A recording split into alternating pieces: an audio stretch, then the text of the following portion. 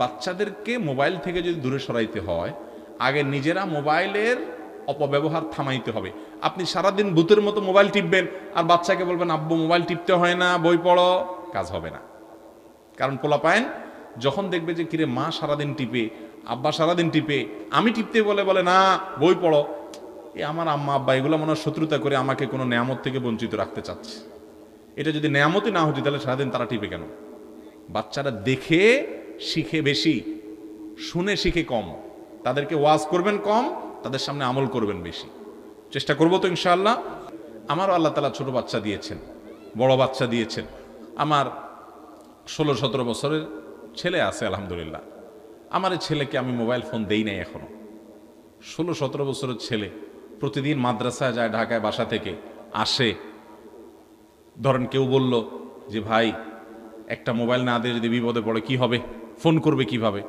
তো প্রশ্ন হলো, যখন মোবাইল ছিল না তখন মানুষ কি করত? কি বলেন? তাহলে বোঝা গেছে যে মোবাইল ছাড়াও মানুষ চাইলে চলতে পারে। ও যদি বিপদে পড়ে, আল্লাহ না করুক, কোথাও কল দিবে। আর যদি কল দেওয়ার মতো সুযোগ না থাকে তো বিপদ না হয় আসবেই। মোবাইল থাকলে যে বিপদ আসবে না এমন কোনো গ্যারান্টি আছে? তাহলে মোবাইল দিয়া ওর যে বিপদ হবে, মোবাইল না দেওয়ার কারণে যদি বিপদ হয় সেটা তার চাইতে শ্রেয়। আলহামদুলিল্লাহ সে পড়াশোনা করছে, সেও খুব খুশি। আমি তো ছেলেকে বলে দিয়েছি, বাবা যখন তোমার মোবাইলকে চালানোর ক্ষমতা আসবে, মোবাইল তোমাকে চালাবে না। মোবাইলে তুমি ডাইরেক্ট হয়ে গেছো ডায়রিয়ার রোগীর মতো, সারাদিন দেখতেছো, ঘাটতেছো, ডাইরেক্ট হয়ে গেছে, সারাদিন শুধু আতাও। এই রোগের রোগী হয়ে যাবে তুমি এই বয়সে মোবাইল নিলে। যখন তুমি মোবাইলকে নিয়ন্ত্রণ করতে শিখবা, প্রয়োজনে কথা বলবা, তখন তোমাকে মোবাইল ফোন কিনে দেওয়া না, সব আমি কিনে দিব, সব ব্যবস্থা আমি করে দিব। তুমি এখন পড়াশোনা করো আর আমার প্রতি আস্থা রাখো। আমি একজন বড় লোকের বাসায় একবার গেছি, বাসায় না অফিসে গেছি। বাংলাদেশের প্রথম সারির, মানে 1, 2, 3, 4, 5-এর ভিতরে একজন ধনী হলে এরকম একজন ধনী হবে। নাম বললাম না, নাম বললে সবাই চিনবেন। তো তার অফিসে গেছি একটা মিটিংয়ে। প্রসঙ্গত আমার সম্পর্কে এক ভাই পরিচয় করা দিয়েছেন যে হুজুরকে চিনেন কিনা। তিনি বললো না আমি চিনি না। তখন অবাক হয়ে গেছে ওই ভাইটা, কি ওনাকে চিনেন না কেমনে সম্ভব? আপনি এত বড় লোক মানুষ, নিশ্চয়ই সারাদিন আপনি নেট ঘাটাঘাটি করেন, এই হুজুরে চিনেন না কেমনে হলো? তখন উনি বললো ভাই সরি, আমার মোবাইলে ইউটিউব অ্যাপটাই নাই, ফেসবুক ইউটিউব এই অ্যাপগুলো আমার মোবাইলে নাই, এবং এগুলো আমি কখন, আমার কোনো ফেসবুক আইডিও নাই। তখন আমি চিন্তা করলাম, এই লোক শত শত কোটি টাকার, হাজার হাজার কোটি টাকার মালিক হয়েছে, দেশের সেরা মানে শীর্ষস্থানীয় ব্যবসায়ী যে হয়েছে, এর অন্যতম একটা কারণ হলো এটা যে ফালতু কাজ করার সময় তার নাই। এই সারাদিন ফেসবুক ইউটিউব টিপাটাপি করা যুবক পোলাপাইন দেখবেন, এদের জীবনে কিচ্ছু করতে পারে না। এর রাস্তা রাস্তা ধ্বংস হয়ে যায়, মোবাইল শেষ করে ফেলে। ও টেরও পাচ্ছে না, ওর পুরো জীবনটাকে শেষ করে ফেলতেছে। ঠিক না ঠিক? একটা সময় আসবে আপনি মোবাইল ব্যবহার করবেন, নিয়ন্ত্রিত ব্যবহার। আমাদের আরো এক ভাই আছেন, আমি নাম বলবো না, যুবকরা, লক্ষ লক্ষ যুবকরা তাকে পছন্দ করে, ভালোবাসে। ইসলামের পথে তিনি এসেছেন, একসময় তিনি মুসলমান ছিলেন না। সে ভাই, ওনার ফেসবুক আইডিই নেই, কোনো আইডি নেই, আইডি আছে সরি, মানে ফেসবুক অ্যাপই নেই ওনার মোবাইলে, এবং আইডি বেশিরভাগ ডিঅ্যাক্টিভ করা থাকে, কোনো অ্যাক্টিভিটিস নাই। তো আমি একবার জিজ্ঞেস করলাম, ভাই তো তথ্য কি করেন? বলে ভাই তথ্য জানার জন্য ফেসবুক টিপা লাগে, এর চেয়ে বোগাস কথা আরেকটা নেই। কারণ যার ফেসবুক নাই সেও কিন্তু তথ্যটা ঠিকই নিতে পারে, আমাদের সময়গুলো সব শেষ করে ফেলে। বিশেষ করে বাচ্চাদের ব্যাপারে, আমি বাচ্চাদের কথা বলতেছি না। এই মোবাইল ফোনের ভার ব্যবহার করা দুনিয়াতে অনেক সহজ হতে পারে, এর ভার বহন করা দুনিয়াতে অনেক সহজ হতে পারে, আখেরাতে এর দায়ভার বহন করা অনেক কঠিন হতে পারে।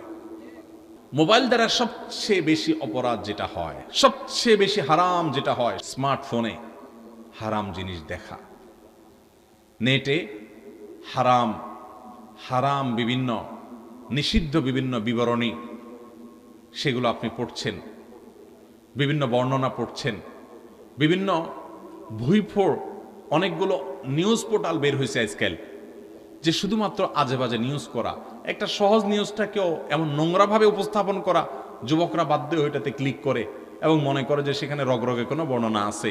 ভাইরা আমার, এটাতে হারাম স্বাদ পাবেন, কিন্তু আপনার মনটাকে আরো অস্থির করে দিবে, আল্লাহ থেকে আপনি দূরে সরে যাবেন, আপনার ইমানই দুর্বলতা তৈরি হবে, তাকওয়া শেষ হবে।